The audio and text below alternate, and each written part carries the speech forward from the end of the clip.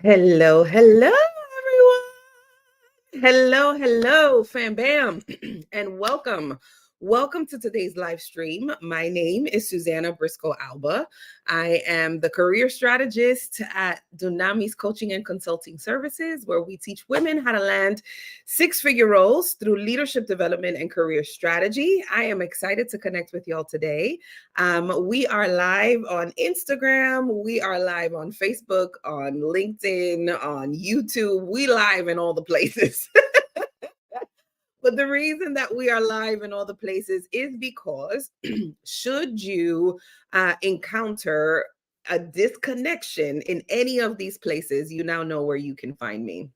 And so today's live, we are going to be talking about how to set yourself up to win in 2024. And I cannot wait to share these things with y'all, just things that I have worked on, things that have worked with my clients, lessons that I have learned over this year that I hope will be impactful and beneficial to you, and that you can take them and apply them for the areas, for the places and spaces that make sense to you.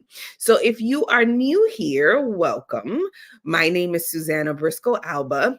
If this is your first time engaging with me, if you could drop a 1 in the chat and let me know where you are from, that would be super fantastic. If this is your first time with me, if this is not your first time with me, if you are not new to this, but you are true to this, I would love for you to drop a 2 in the chat and tell me where you are joining me from. So if you are not new to this, but you are true to this, okay, I want you to drop a 2 in the chat and tell me where you are joining me from. I see folks are joining from Florida, from Orlando. I see people who are joining from New York City, from my home state, from Columbus, Ohio, um from Virginia. Hey friends, Miami. Oh, I love it. I love it. So I'm excited to be able to connect with y'all. South Africa is in the building. North Carolina is in the house. Maryland is in the house. Okay, I'm seeing some twos. Hey, friend. What's going on, Avocado Tribe? Blue Avocado Tribe. So let's talk about what we are going to be tackling. And hey, California. Um, I'm excited. I love it. It never gets old to see where you guys are joining from. So I'm excited that you guys are here. But let's talk about planning for 2024. One of the things that you will always get from me is keeping it hot, humble, open, and transparent. And what that looks like for me is setting up an intention with the goal to be impactful, effective, and increasing my impact and my income. And the way that you do that is by getting very clear about what you will and will not stand for. Over the last couple of weeks, I've been sharing with y'all just career strategy and what you can do to prepare yourself and to get yourself into that next best role. And one of the things that I am going to encourage you to get very clear around is, what does success look like for you? One of the things that we tackle in my program is getting very clear around what success looks like for you. Success will look and feel different for everyone. And so one of the things that will rob you of your joy and will rob you of your peace is when you are starting to compare yourself to other people. There is something that I don't think gets enough recognition or enough discussion around, and it is that of what happens when you are dealing with disappointment. See, I don't know if this has happened to any of y'all. And so if this has happened to you, I want you to um to just let me know if this has been you, where you have gotten to a place where you thought that by this time you would have accomplished a certain goal or a certain task. So I'll give you an example of what that sounded like for Susanna. By 28, by 26 or 25, I'm going to be married and be done with my master's degree. And by 27, I'm going to own my first home. And by 30, I'm going to be making six figures. And by 35, we're going to have the perfect, all of these things. And we set these expectations of ourselves. And when we don't get to those places, we find ourselves frustrated and feeling as if we have missed our opportunity.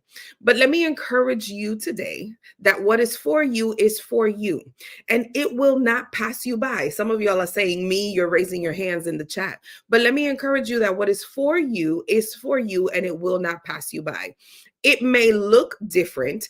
It may take a little longer than what you anticipated, but it is still for you. And so just because it didn't happen on your timeline does not mean that it is not going to happen for you. Okay. Just because it did not happen on your timeline does not mean that it is not going to happen for you. Sometimes, in order for us to be able to receive all of those things that we have set those expectations for, it requires that our character would be developed, because in the season that we are in right now, we are not capable or ready to receive those things that we have set expectations for. Okay. So sometimes it requires a bit of character development, of growth in that specific area, because what we not going to do in 2024 is fumble the bag. That's what we're not going to do. And so if you have not been able to develop your character, excuse me, excuse me, to develop your character in those places and those spaces, instead of seeing acceleration, you're going to just feel frustrated because it's not happening on your timeline. May I submit to you that it's probably that you still need to grow. If you're with me, I want you to type with me in the chat, because I want you to be very realistic as you are going into this season of reflection, for many of this season where you start to pull out boards and vision boards, and I am going to do this and I am going to do that and all the other things. I'm going to give you just some keys that I want you to pay attention to. Now listen, you will ultimately decide to do whatever you dang well please, Fran.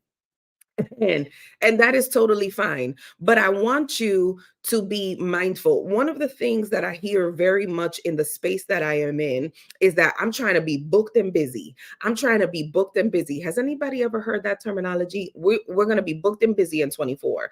And like, I can understand the sentiment behind that, right? Because booked and busy would allow you to think that it is going to be a year of like just getting a lot of things, of growing in new areas, of making a lot of revenue. And here's the thing, I would much rather be on than booked and busy. And when I'm telling you I'd rather be on purpose instead of just booked and busy. Because you can be booked and busy and still be frustrated. You can be booked and busy and still not making the revenue generation that you thought you were going to make. You can be booked and busy and still finding yourself not breaking through to the next level that you thought was going to be successful for you. So I'd rather be on purpose than booked and busy. So how do we do that? How do we get to that point? The first thing that I want you to start with is focus. Somebody type focus in the chat. I want you to type that word focus, because when you have gotten to a place where you are focused, then you will get to a place where you are now operating strategically instead of operating from a place of desperation, from a place of limiting beliefs, from a place of I'm feeling like I'm falling behind. Okay. And the reason that I want you to focus is because when you are focused, then you can attack your career strategy. Then you can attack your leadership ability with much more clarity. One of the things that focus does for you is that it allows for you to spend your energy in the right places. And so when you're focused, you will start to look at things from the lens of, is this helping me or is this depleting me? And whether you are at a 9 to 5, whether you are an entrepreneur, whether you're a stay-at-home parent or caregiver, when you are focused, you know how to apply your energy effectively. And so I want you to understand that there are going to be seasons, there are going to be people, and there are going to be tasks that you will need to do where you will need to apply your energy effectively. Okay. And so, what does that look like? Energy looks like it being able to support and provide encouragement for you. It leaves you feeling inspired, it leaves you feeling like you are getting things done. Whereas there are going to be certain areas that you will need to identify this no longer is a place where I'm going to invest my energy. And sometimes that is in the people that you are surrounding yourself with. Here's the thing, I'm about to blow your mind with this one, but some people are not going to be as excited to watch you grow because they only want you to grow up until the season or up until the place where it benefits them. And the moment that you start to grow beyond that, well, now you've become a threat. And so when you have been able to identify who you are going to spend your energy in and for and with, you move differently. Let's not confuse that with empathy. I still want you to be empathetic. And it's all right if you're not ready to move into the next level like I am. But I'm not going to invest my energy in trying to get you to that place so that you and I together can move because you just may not be there. And so I'm going to love you through it, but I'm not investing my energy in it. Somebody type energy in the chat. I feel like I'm teaching from a place that these are things that I had to learn in order to be able to increase my impact, my influence, and my income. One of the workshops that I gave earlier in this year was how to become a person of influence. And at the end of the day, ladies and gentlemen, whether you are a leader with a title or whether you're just leading by default, the biggest thing that you can tap into is the power of your influence. Because I'm going to give you an example. We know of situations, we know of people who have leadership titles, right? They're like the executive director of whatever, or they're the CEO of whatever. And so their title puts them in a position of power, but their influence does not necessarily have the same ability to sway decisions like that of someone else. And so have you ever sat through a meeting where it's being led by someone who has the title, but you know that in that room or in that meeting there is someone who has the influence that will impact how people make decisions? Are we going to follow what this individual is saying, or are you going to do your own thing? Because whatever you do, likely the group will follow. And so that's one of the things that I want you to pay attention to. When you again are paying attention to that focus, you start to see things a little bit more clearly. See, some of the things that I notice when I'm working with women is that they feel like they have lost their confidence in their ability to show up unapologetically. Because for a very long time, you have been in an environment where it has kind of stifled your ability to grow. And by the time they get to me, it's like, I don't even know how I got here. But it's because we've lost focus. There are then others that are frustrated in their job search, or they're frustrated in being able to step into that next role because they have not been able to identify what it is that they want. And so when you get to these job boards and you're starting to look for new opportunities, you immediately get turned off or get scared because I don't fit the criteria for this role, when in fact you actually do. But we have not focused on what are the key aspects, what are those transferable skills that will help me to grow and develop.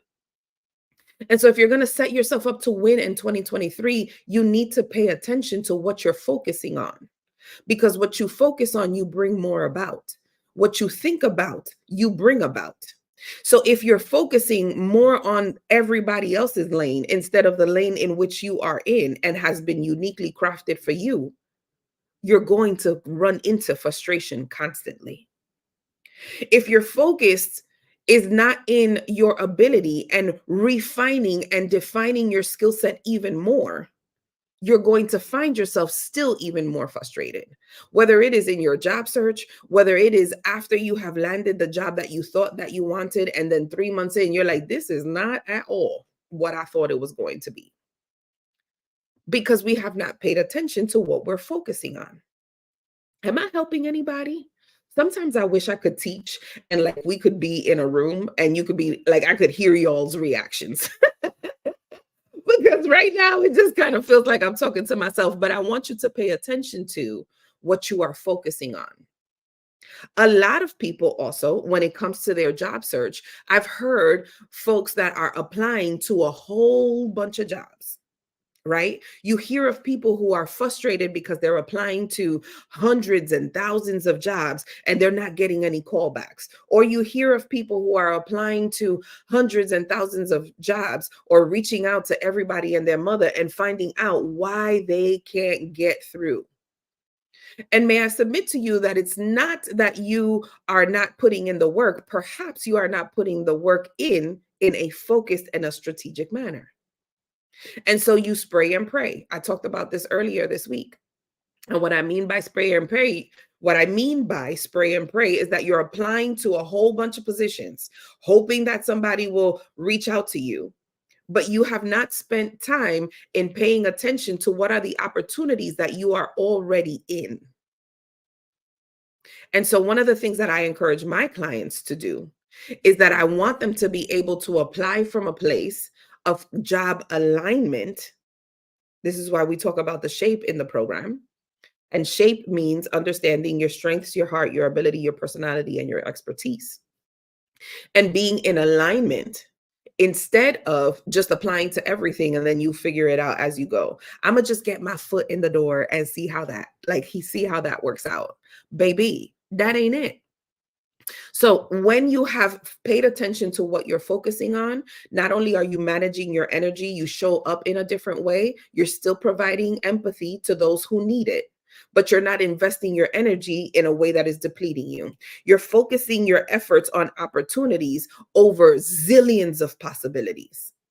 And while I love the idea of possibilities, I much rather you focus on opportunities that are crafted uniquely for you. Okay. So focus is what I want you to pay attention to. Focus on your ability to articulate your value in a clear and concise manner. One of the reasons that people struggle with interviews is not because of the questions. While, yes, the questions can be difficult and sometimes they will rattle you. But if you have not believed in your expertise when you go into an interview, and if you have not been able to articulate your value and see how you have positioned yourself as a solution to a problem, then when you go into an interview, remember that if they called you for an interview, it's because they already think at some level you are qualified. But the reason that people struggle on interviews is because they have not done the work to be able to articulate their value and tell their story with conviction. And so in 24, when you focus, you start to build a brand based off of who you are, how you serve, and why you use your skills and your talents the way that you do. And for some people, it's just like, Susanna, how am I supposed to do that? Start keeping evidence. If you're new to my space, you'll hear me talk about an evidence list. And I talk about that often because evidence will help you to focus your efforts when your feelings are telling you otherwise. See, as women, we're emotional beings.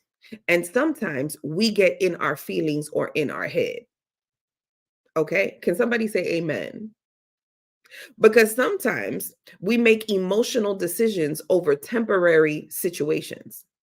And then we walk around like, dang, I shouldn't have done that, or I shouldn't have said that. Okay. So when you have started to pay attention to the evidence of the work that you are doing, you show up differently. And by evidence, I'm telling you to make sure that you are tracking what it is that you do and what you do well. One of the things that I teach the ladies in the program is not only to start tracking their evidence, keeping an evidence list or a brag book, if you will, but what is the impact that you are making? So earlier this week, we talked about refining your resumes so that you can pay attention to impact over job function.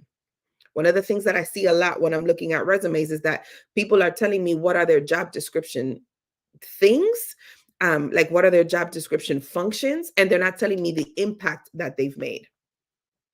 So when we're talking about keeping evidence, when you have gotten to a point where you are updating your resume, you now have evidence and talking points that you can articulate clearly.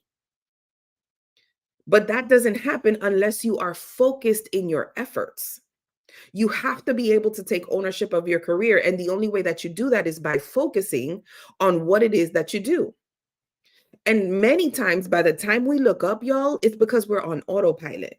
And so when I'm asking questions, when I'm meeting with some of the women, I'm asking them, what is your day to day? Oh, well, this is what I do. This is who I work with. This is the money that I raise. This is what I'm doing. And I'm sitting here like, I don't think you realize just how incredible you are. I had one conversation with a client not too long ago where she was telling me about her day to day, and she's at a pretty high level within her organization. And she's like, "Oh, I do this, and I train these people, and I've spoken here, and I give these kinds of conferences, and consistently year over year, I've been able to raise funds for a project that we're doing, and it's ranging anywhere between 15 million." And she said it like that, like so nonchalantly. And I had to stop and pause. And I was like, let me repeat back to you what you have just told me. That year over year, you have been able to raise funds totaling $15 million. Do you know how impactful that is for an organization in this type of market? Because money talks, y'all. And so, if this individual has been able to generate those volumes of money, that is impact instead of just telling me that you know how to raise funds. Can you see the difference? This is why focus becomes so important.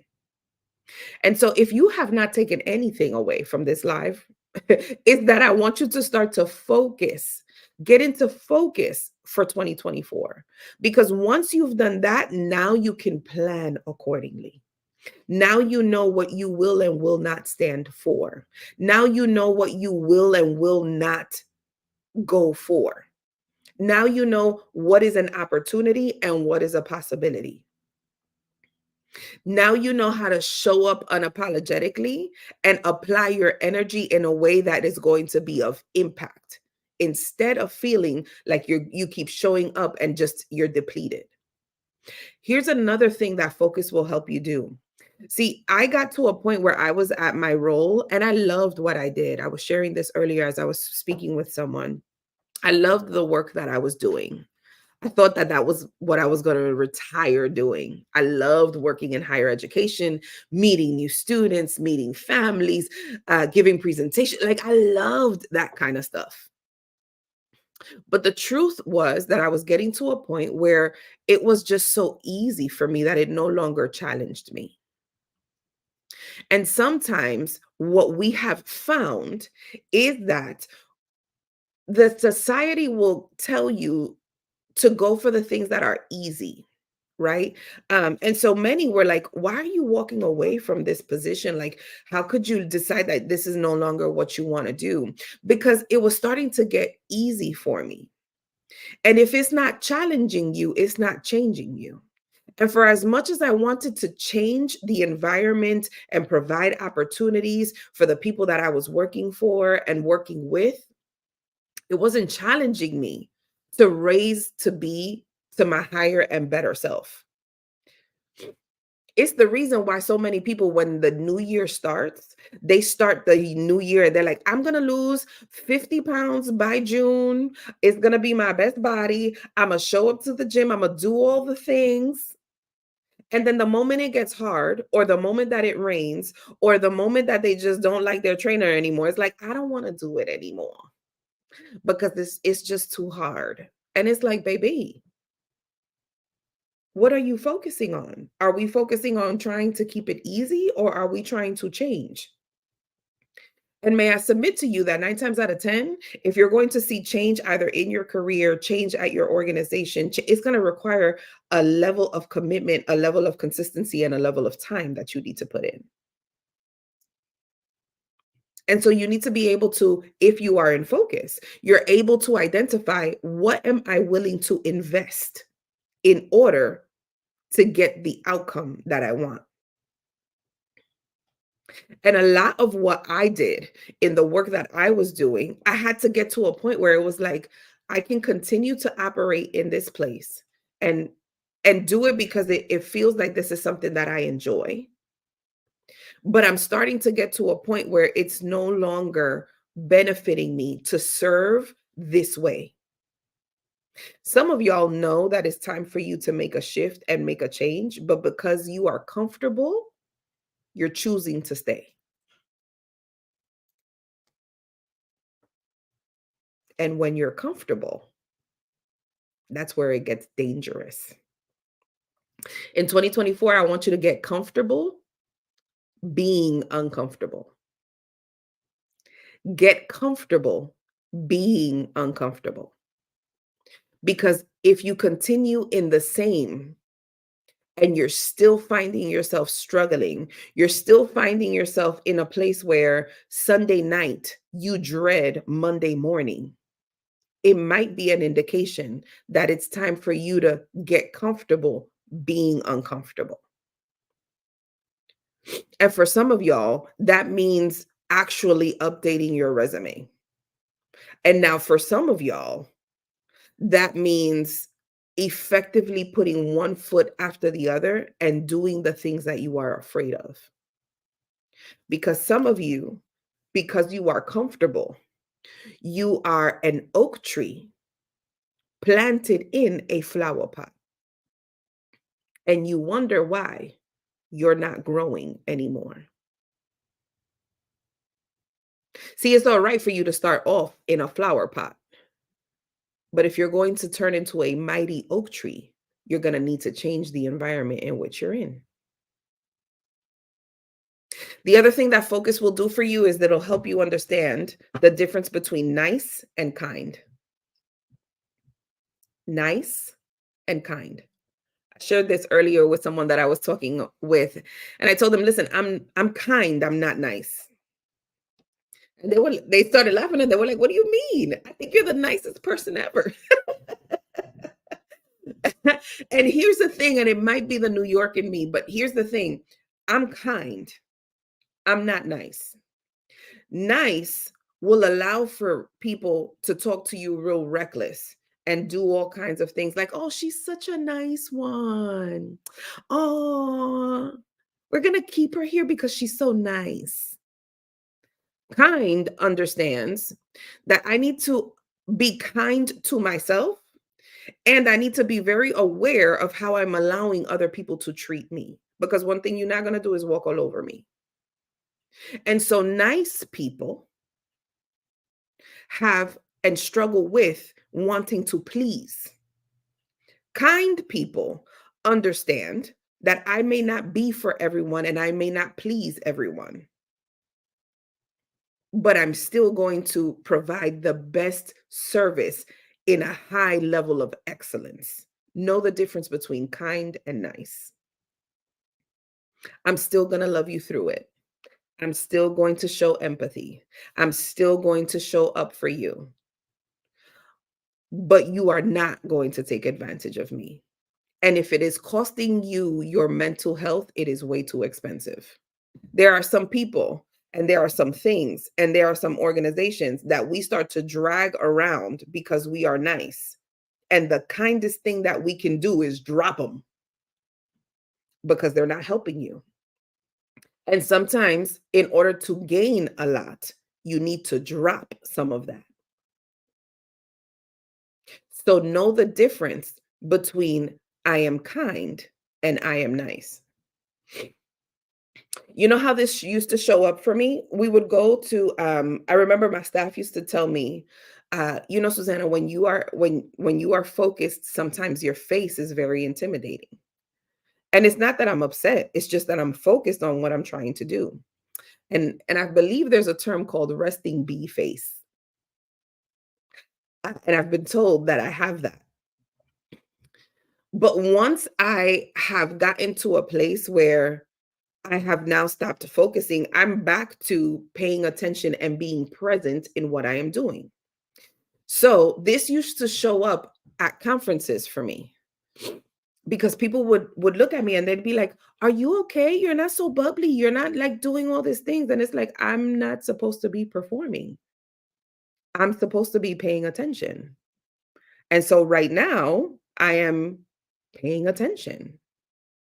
And I think that that's something that I find a lot of women of color will struggle with, is that there's this expectation that if you if you have a certain way about you, oh well, she's just very difficult to approach, or she doesn't smile enough, or there's just something about her, where some of our counterparts display crazier and more maybe not crazier, but stronger attitudes in a way that we would never feel comfortable to do so, but they're not perceived in that same way. Know the difference between kind and nice, because I don't always need to be bubbly and excited and helping you and doing all the things. No, ma'am. Sometimes I need to be still. I need to think. And sometimes that's going to show in my face. It's not that I don't like you. It's not that I don't value you. It's not that I'm not going to be available to help you. It's just that right now I'm focused on something. And when you're focused, you move different. Not everyone has access to you in the same way. So, as we approach going into a new year, I want you to pay attention to those types of things. Where are you putting your focus? Who are you surrounding yourself with? Have you ever been in a season where you are in a room filled with people, or at an organization filled with people, and you still feel alone? Because I know that I've been through that. Find your people, find your community. Please do not fall into the lie that you can do it all by yourself and that you should. Let me tell you something, as a six-figure earner, and what I see with other six-figure earners, very seldom are they doing things by themselves. They are asking for help, or they have surrounded themselves with a team. You need community. But the lie that we've been told, especially if you grew up like I did, is that you can figure it out all by yourself. Don't show that you are struggling, because then that'll show that you are weak. And here's the truth, ladies. If you want to go fast, go by yourself. But if you want to go far, make sure you have a team. Because in the moments where you are weary, in the moments where you are tired, in the moments where you're not sure, your team, if you've been intentional and focused on who you surround yourself with, will help you to continue to excel. I've been doing this now, running my practice for about 24 months, just shy of that. And I would not see the success that I have seen in the last 24 months if I thought that I could do it all by myself. There would be no way. If you want to go fast, go by yourself. But if you want to go far, make sure you have a team. And so in this season, as you are preparing to enter into 2024, who are you bringing with you? And who do you need to make adjustments accordingly? Remember that one of the things that I'm always going to tell you is that you can take ownership of your career, and you should. You need to walk around like the enterprise that you are. The things that you do at your organization, you are lending them your service. They do not own you. Know the difference. And so, who is in your circle? Who is a part of that team that is going to pour into you that you can continue to pour out from? It's not easy. And not everyone should be a part of that. Some people you just gonna have to love from afar. But sometimes it's going to require you to step out of your comfort zone and get yourself in rooms with people who are in places that you want to be in. Okay? Because no one else is coming to do it for you. They're not. So you have to be willing to make yourself uncomfortable and find the right people. One of the things that I find interesting, especially as I'm kind of wrapping up and we're building the cohort for 2024 for Scale to Six, is I will hear people tell me, I need to consult with like a friend of mine, or I need to consult with someone else in before I make the decision. And my thought is always, is that person that you need to consult with at the level that you want to be at? Is that person that you feel you need to consult with? Is that person at the level that you want to be at? Because how you surround yourself and who you are listening to dictates and determines how you make decisions. So if you need to make a six-figure decision, but you're consulting with someone who is broke, how do you think that's going to turn out? Like, make it make sense. The math ain't mathing. So be very mindful of who you are surrounding yourself with. And then be very intentional about surrounding yourself with the right people. Because like I shared before, not everyone who has access to you should. And not everyone who has access to you should have access to you at the same level. There are some people that should have access to you at a certain point, while there are others that you should be like, you know what? I'ma love you from right here. You start singing the State Farm song, like a good neighbor, stay over there. So, as we have been talking today, I'm going to recap some of the things that I want you to pay attention to as you are preparing to level up in 2024. The overarching theme is that I want you to focus. Focus. What you think about, you bring about. Who you surround yourself with will impact how you show up. So be very mindful of who is in your circle. Love you. Focus on opportunities over possibilities, especially as it relates to your job search. And I know some of y'all are going to be like, I don't know how to identify what are the opportunities over the possibilities. Start networking.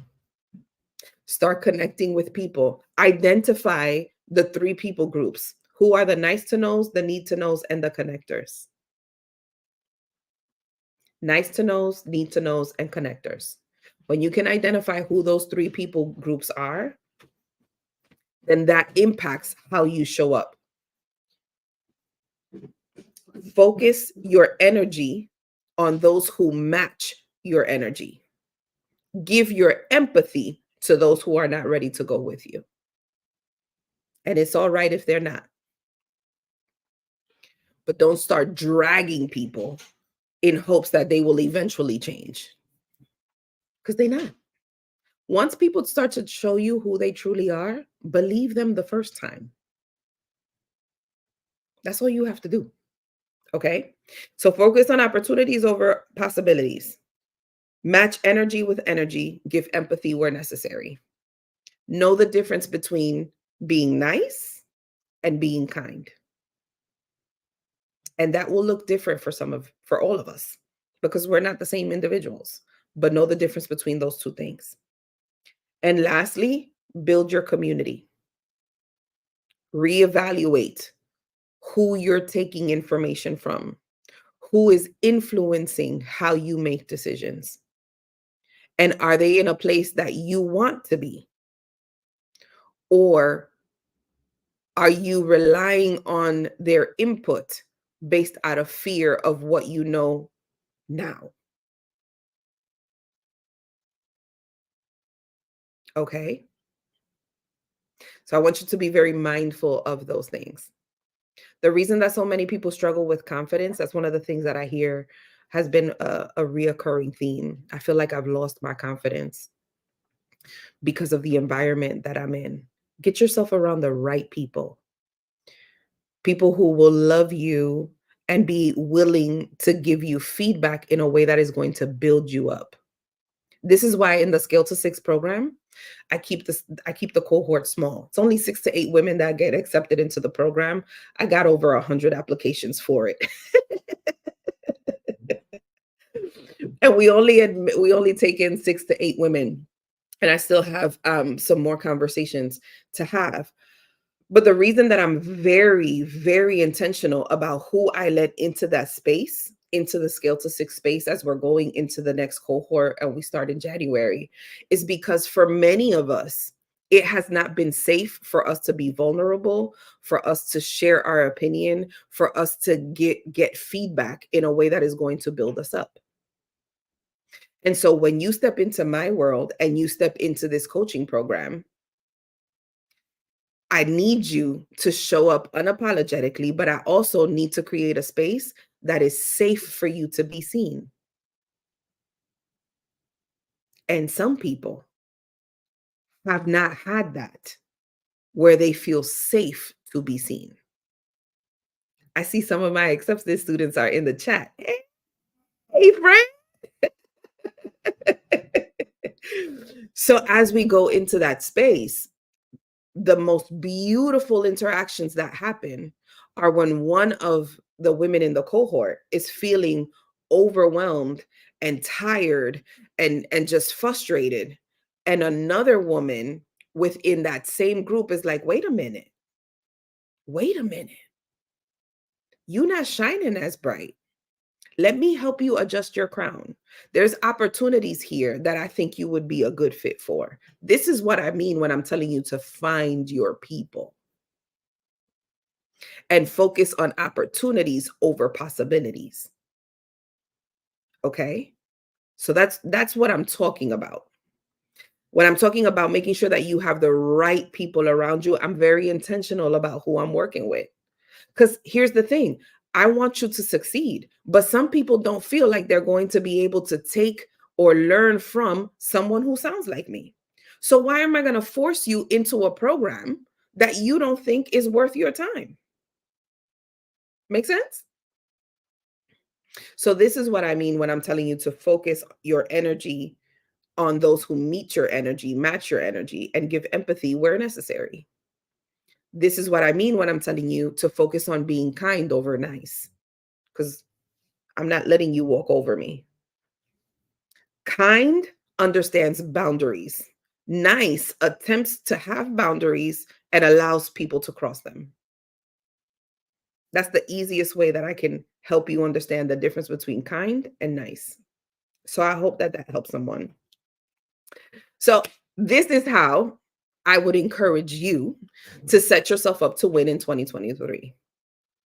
Make sure that you have gotten into focus. So in the program, in the Skill to Six program, yes, we talk about getting you a new job. We talk about your we do mock interviews with you. We help you with your LinkedIn profile. We help you to craft your story and get you in job alignment. But that is just the surface of what it looks like to take ownership of you, of how you decide that you are going to show up. And it is the one of the many reasons that I teach the way that I teach on this platform. We hit a major milestone, my Instagram family. I think we hit 200K in our community. And I am so honored that you have decided that I would be a good fit for you. Because my hope is that as you come into this space, you don't leave the same way you came in, that you leave equipped, that you leave ready, that you leave with better ways to apply strategies that I wish someone would have given me as I was ascending in my career. And so I thank you for your time and attention. It's almost like That's the fee that is required. You can be anywhere in the world. For those of you who are watching me, you can be anywhere. Literally, y'all are everywhere. But you have decided that this has been a good place for you. And so my intention is to be able to continue to teach you, to encourage you, to support you, to help you in these types of ways, because I wish I would have had that. So can you see, it's all about being able to find your people and then being able to pour into them in a way that helps them to increase their impact, their influence, and their income. Those are the three things, Instagram tribe, that I want you to make sure that you are doing, that you are getting the tools from me to be able to do those three things. And if you never join a program of mine, there is plenty of free material that you can grab that will help you.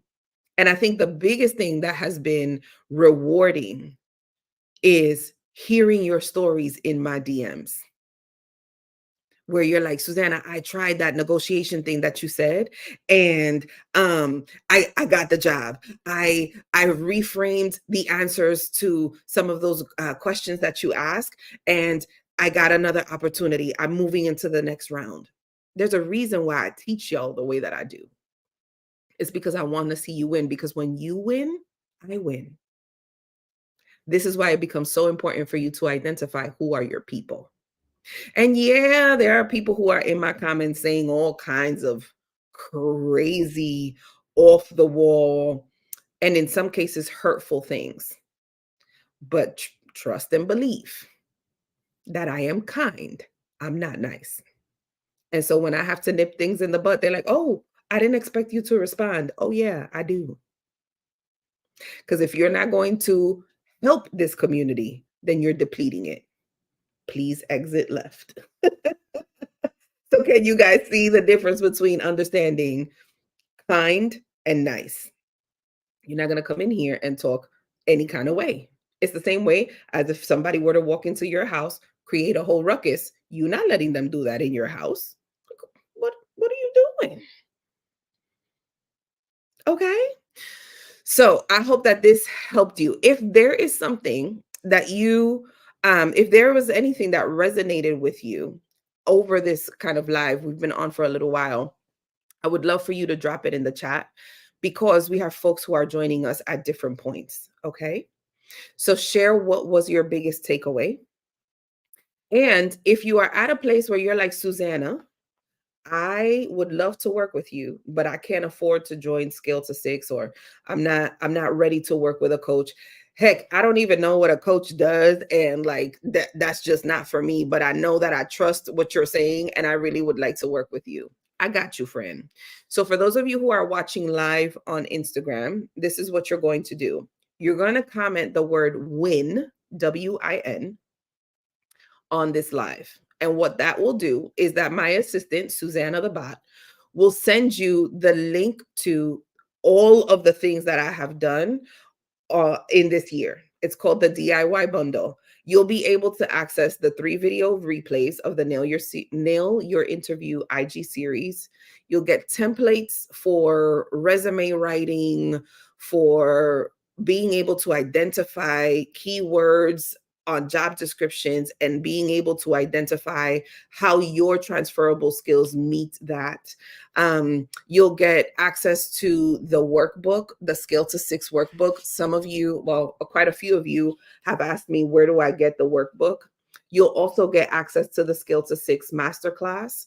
And in that masterclass, I break down the CAPE method, and I give you what are the 4 phases of the search process, so like that you know how to prepare.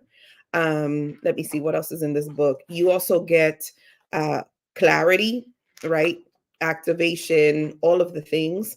I told you I'm going to equip you with practical ways for you to be able to win in 2024. I give you a calendar in the workbook for you to be able to put intention behind your efforts. So like that you're not applying for the sake of I'm gonna just apply whenever I need to, but you have a way of being able to do that.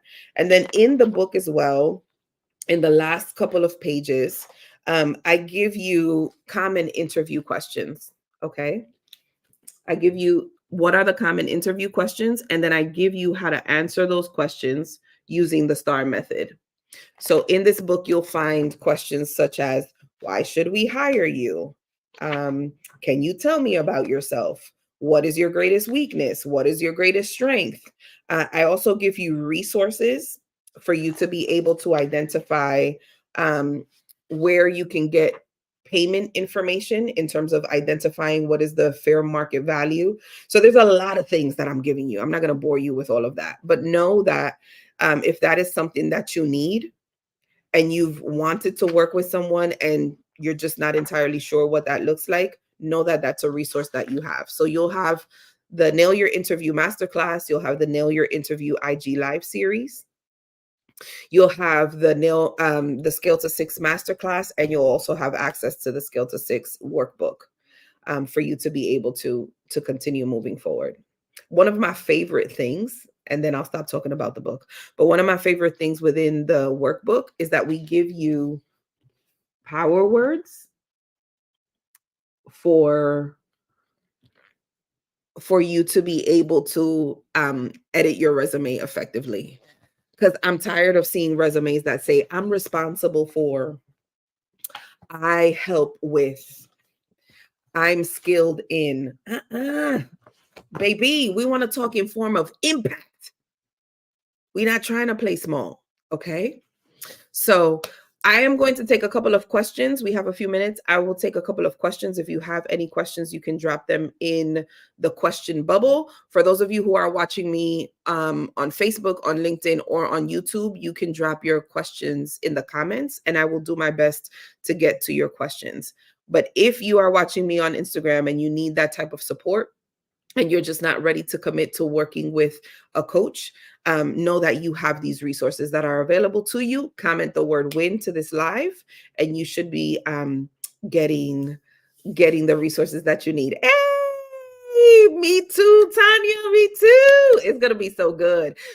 Can I just one last thing to the incredible women that I've already had the opportunity to connect with, that you've shared your stories with me, that you have just been willing to step out of your comfort zone. My dear friend, thank you. I love y'all. For real, for real. Thank you so much.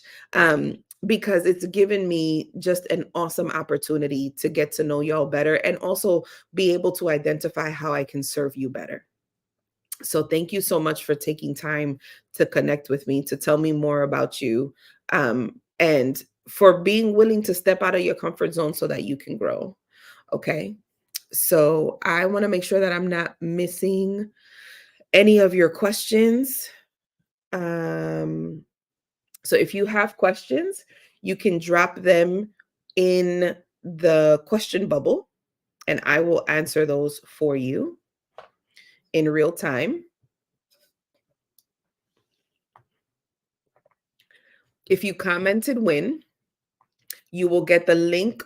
If you commented win in the Instagram live, you will get a link from me that will allow for you to get all of these resources, including the workbook that I just talked about, uh, for you to use. So if you have any questions, I'll be available to take those questions. I am excited for 2024, y'all, because we are planning some stuff. We're planning some stuff. One of those things will likely be an in-person meet and greet. It will likely take place in June. So I'm trying to tell y'all now, but we're still planning those things out. And it'll be an opportunity for us not only to connect, to get to know each other well, but also for you to kind of have professional development in a way that is going to be impactful and beneficial to you. So it's gonna be so good. It's gonna be so good. 2024 is going to be amazing. I cannot wait. As we are planning Scale to Six weekend. Oh my God. Oh my God. Just know that that's the name of the event. So when you hear me talking about we're Scale to Six weekend, we're planning that for y'all. That'll be the meet and greet. We're trying to identify a place that will work best for people to get to us, but it's gonna be it's gonna be a whole time. So I cannot wait. I cannot wait to connect with y'all. I cannot wait to provide new opportunities, ways for us to be able to continue to support you and share with you. And for some of y'all, I just can't wait to give y'all hugs and high fives and hear y'all's story. Um, so Okay, so let's take some of your questions. All right, one of the questions that I see in the chat, just because it popped up right now, was would you consider a role that pays considerably less and why? I have two offers. Okay, so shameless plug. In that resource that I gave you, one of the things that we talk about is the negotiation conversation and what your trade-offs are. So if I were to accept a lesser offer, it would need to meet the criteria to what are my trade-offs. So if you're in a season where you're like, I need to figure out, like, I want to take this role, but it pays me less, and I don't want to make less than what I'm making, then what I'm going to encourage you to do is to assess your trade-offs. And trade-offs look like, yes, it might be less in salary, but you may get a sign-on bonus. You may get more time off. You may have the opportunity to work hybrid or work remote, or make your own schedule. So identifying what are your trade-offs will help you to make a decision that is in alignment with who you are. So at the beginning of this conversation, I told y'all about focusing on getting into alignment. And that is one of the ways that you do that. The reason that I share this with y'all is because I see a lot of people teaching you to negotiate your salary. And that is great. I want you to negotiate salary, but I want you to think in terms of trade-off. Are you willing to take less to increase your quality of life? And quality of life is going to look different for everyone. I know for me, quality of life means making sure that I am available for my husband and my son and creating a schedule that allows for that type of flexibility. So I hope that that answered your question. This life will be saved. The other thing that I would encourage you to pay attention to, my love, is consider your offers and leverage that. You have two offers. If there is one that is paying you more than another, leverage those two offers when you go to have your negotiation conversation. Okay. So I hope that helped. All right, so let's get into your question. How to succeed in a new role? Ooh, good question. Also, I'm Afro Latina. No, Afrotina.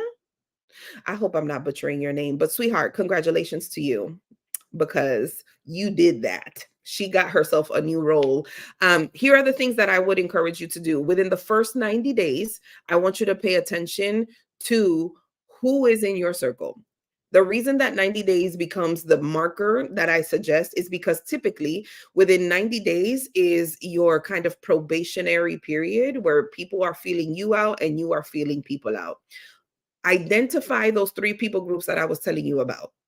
Who are the nice to knows, who are the need to knows, and who are the connectors.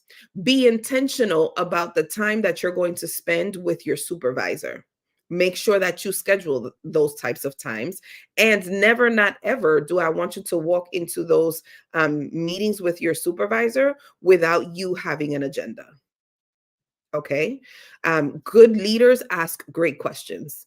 And leader does not necessarily mean that you have a title. You're the leader, the CEO, the board chair of your career. So make sure that you are asking questions with intentionality so like that you can see where you fit in the organization. So that would be how I would encourage you to succeed in your new role. Okay, next question was someone asked how to recommend building your network. I'm curious about your answer, so I'm asking for that person. Well, thank you, Tabitha.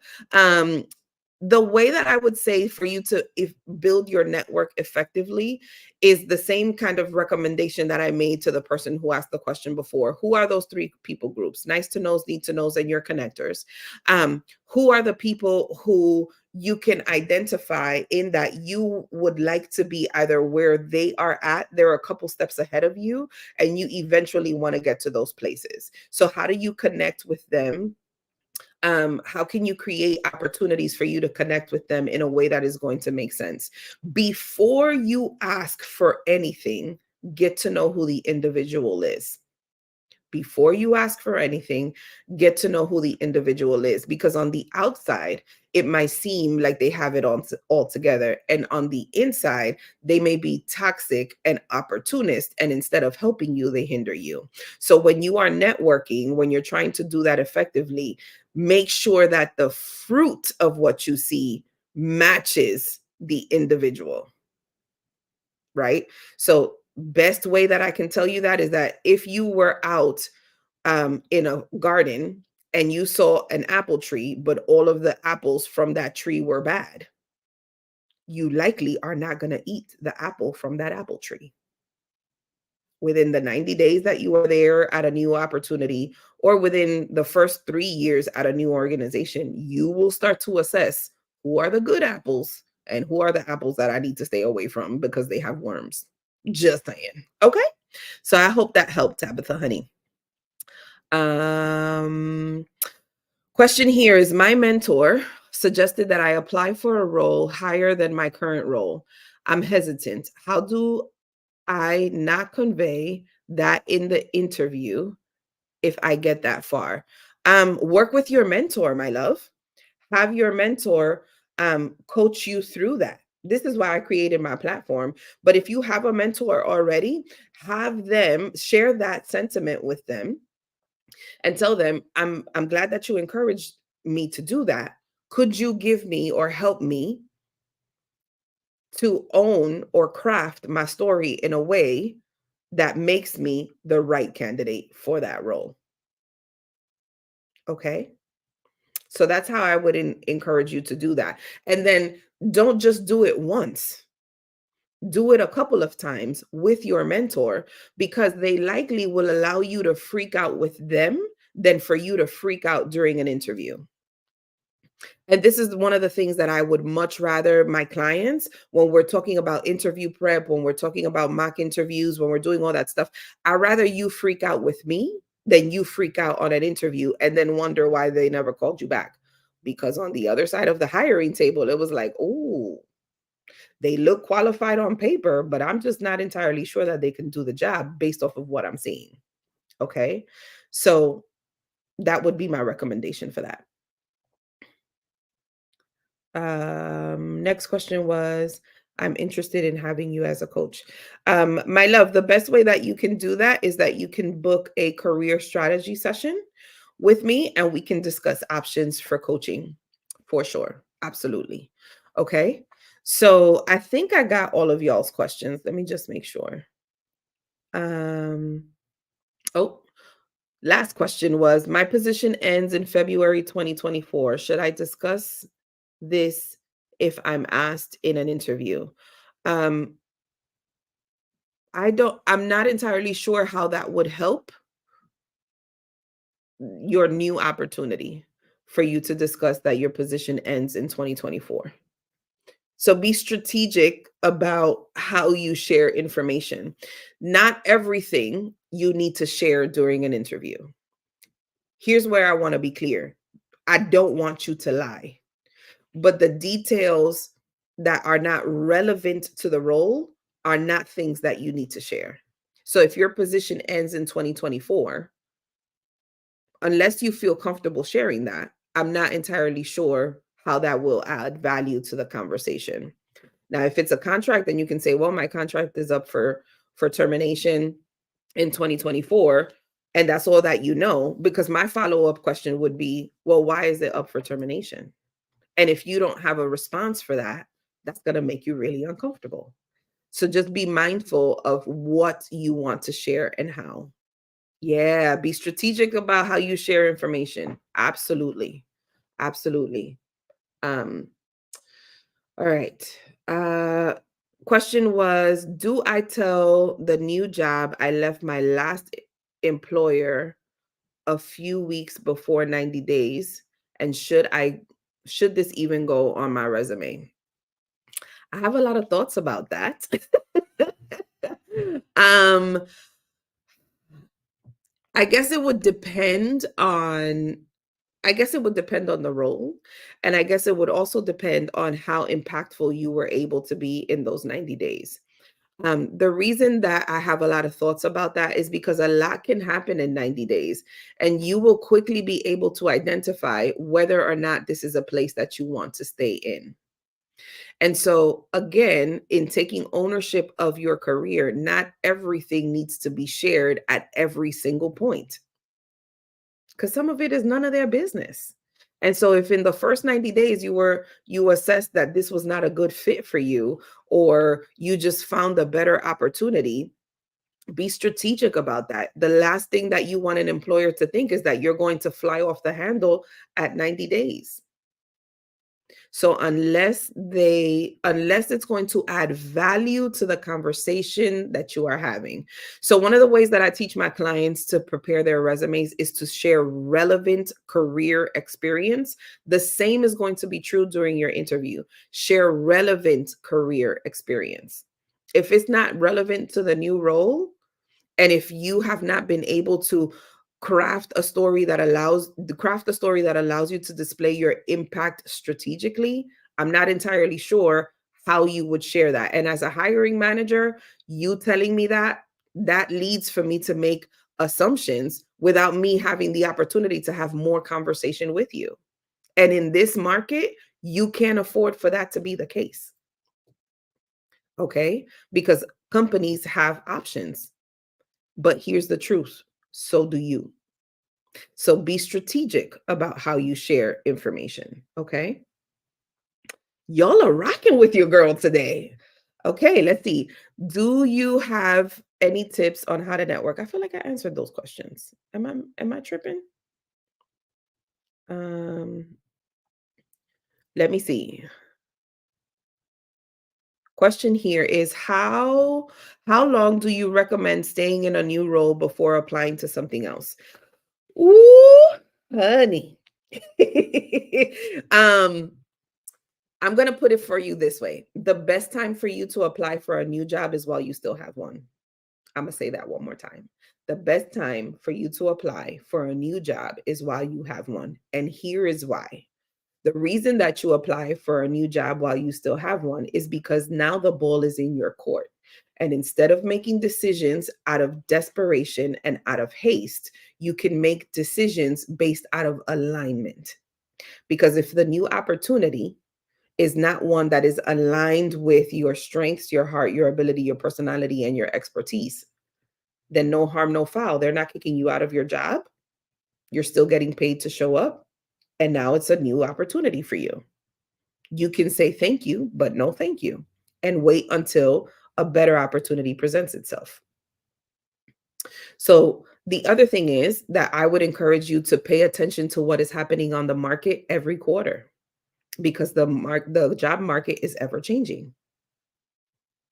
So pay attention to what is happening. Make sure that your resume is staying up to date as much as possible, so that if a new opportunity presents itself and you already have the capabilities and the strength in place, then you don't have to spend hours trying to update your resume. You're ready to go. The moment that you the moment that you take hold of an opportunity is when it presents itself. But when the opportunity presents itself and now you got to wait to get ready, you may bypass that opportunity. You understand what I mean? So I hope that helped you. um let's see. Question here is, if you have been laid off, should you share that in an interview? um Again, I would be very strategic about the information that I'm sharing. Because layoffs, okay, so layoffs are a part of just business. Okay. Layoffs happen. Unfortunately, what we've seen is a whole lot of layoffs. And as women, 90% of my following is women. We have this emotional tie to the work that we do. And so we internalize being laid off with maybe I'm not good enough. And so, if it is relevant to the conversation that you are having during your interview, you could say something like, the reason that I'm looking for a new opportunity is because of a recent restructure, and I'm looking for something that is in better alignment with my skills, my talents, and my abilities. That's all you have to say. You do not need to get into the details of the layoff. You don't like none of that. None of that. Keep it short and sweet and then keep it moving. Because remember, if they called you for an interview, it's because at some point they already think that you are qualified for the role. Okay. And I can tell you that as a hiring manager, I am not going to call people for an interview if I don't think that they're qualified. By the time you get to the interview, there are a couple things that I am assessing as a hiring manager. Can you do the job? Are you going to be a good fit into the culture that I am creating? And can I trust you with this opportunity? So that's how I would that would be my response to that, my love. Um okay. All right. I think those are all of the questions that I've gotten. But last thing that I'm going to ask you is, if you found this to be helpful, share it with someone else. Share it with your bestie who perhaps is in the process of getting ready for 2024. So, like that, they can get into focus. They can focus on opportunities over a bunch of possibilities. They can manage their energy. And like that, sharing is caring. Okay. Don't keep it all to yourself. But listen, I thank y'all for your time and your attention today. I thank you for allowing me just to create this community, to pour into you in this way. If I do not speak to any of you again, I wish you the most incredible holiday season and the most beautiful new year. And in 2024, just be ready, because Scale to Six weekend is coming. We'll be doing some in-person things, and I can't wait to meet y'all. And I pray that even where you're at, that this information is impactful and that it's helpful, and that you would continue to grow. Okay. So I love y'all to the moon and back. I hope you can still hear me, because my microphone is telling me that you can't. But I hope you can still hear me. Happy holidays. Enjoy, and I will catch you guys on the flip. Bye, everybody.